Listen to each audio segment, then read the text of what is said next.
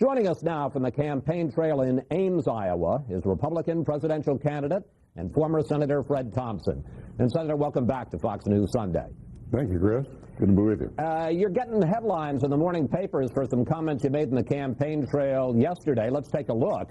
You said, I like to say I'm only consumed by very, very few things, and politics is not one of them. Then you went on to say, I'm not sure in the world we live in today, it's a terribly good thing that a president has too much fire in his belly. Senator, don't voters want someone who really wants to be president? Well, Chris, what you just read is just another case of me being just as open and candid as I can possibly be when average citizens ask me questions in a public forum. And you add a little journalistic malpractice to that, and this is what you get this morning. The latter part of that comment, for example, about my not being consumed with politics, was that I am consumed, the very next sentence, as a matter of fact, that I'm consumed with the notion of what's going to happen to my kids, my grandkids, and my country. And that's why I was running for president.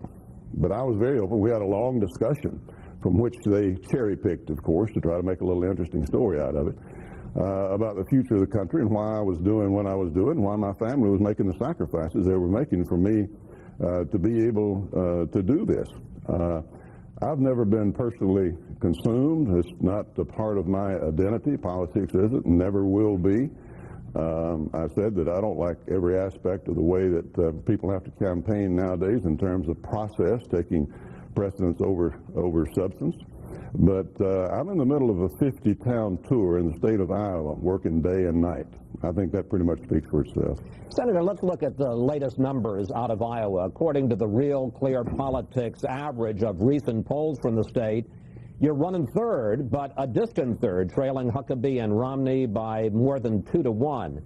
If that's the way the world turns on Thursday night, is that good enough for you to get any bounce out of Iowa? How do you have to do that?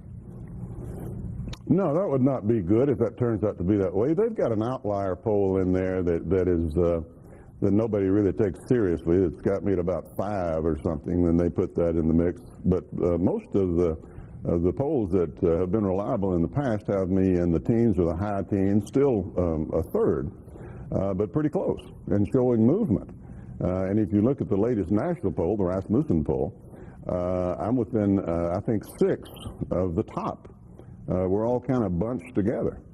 So again, it depends on the polls that you're looking at, but we have every reason to be optimistic. We've shown movement, and I think we're going to do better than that. Well, you have a better sense of it than any of us. You're in that 50-town tour. How do you think you're going to do on Thursday? That's the first time you've ever acknowledged that, Chris. I appreciate that. Well, it's the first time for everything. How do you think you're going to do, sir? No, I do get that sense. Of course, everybody's rallying around their favorites now, but we're having overflow crowds, and we're having great enthusiasm, and we're going to have great representation on caucus night. I've just been coming up the middle, being steady, being consistent with my message, and pointing out that my record of a strong conservative, common sense conservative it really stands out. Background as far as national security is concerned, and having served on the Intelligence Committee, traveled the world, including Pakistan, and met with Musharraf and other foreign leaders, and I'm grounded and experienced in the matters that matter to us. So while the others are fighting and squabbling and spending millions of dollars running ads against each other, I'm just steady up the middle. And so far, we've shown steady progress. So, well, Senator, let's talk about national security, and let's talk about the front runner, because after the tragic assassination of Benazir Bhutto, you took Governor Huckabee to task when he talked about wanting to bring the killers to justice. Let's take a look. The first thing I think we would do is to try to make sure that we monitor closely who's behind it, who's responsible. People talk about rounding them up and, bringing the perpetrators to justice. Well, that'd be great, wouldn't it? But this is not a criminal investigation. This is a war. Senator, isn't it important to find the killers and bring them to justice? Well, of course it is. If that can be done, probably can't be done, but we're losing sight of the bigger picture. This is a part of a global conflict that we're in. We've had a war declared against us by radical Muslim.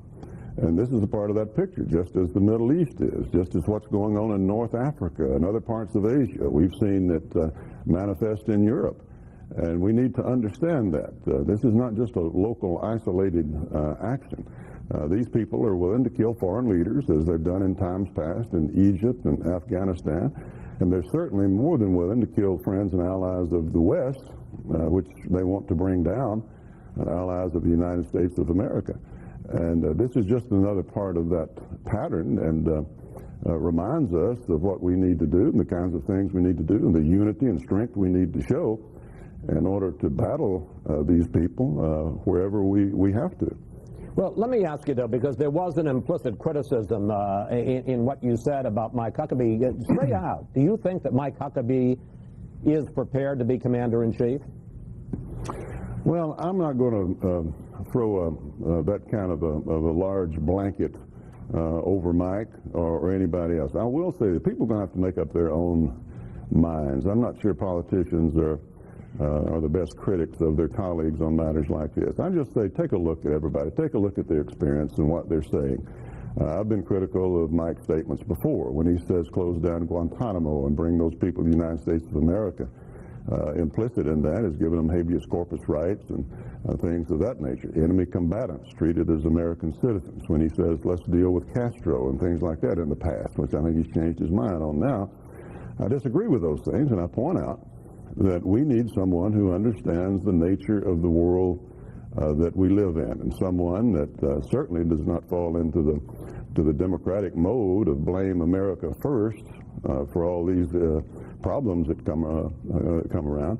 There was an apology issued by the governor after former Prime Minister Bhutto was killed. I think he later clarified that, but I was wondering what the rest of the world thought about one of our presidential candidates apologizing after a foreign leader was assassinated. Those kinds of things are going to have to be weighed. Now, clearly, he doesn't have a lot of experience in these areas. I'm more interested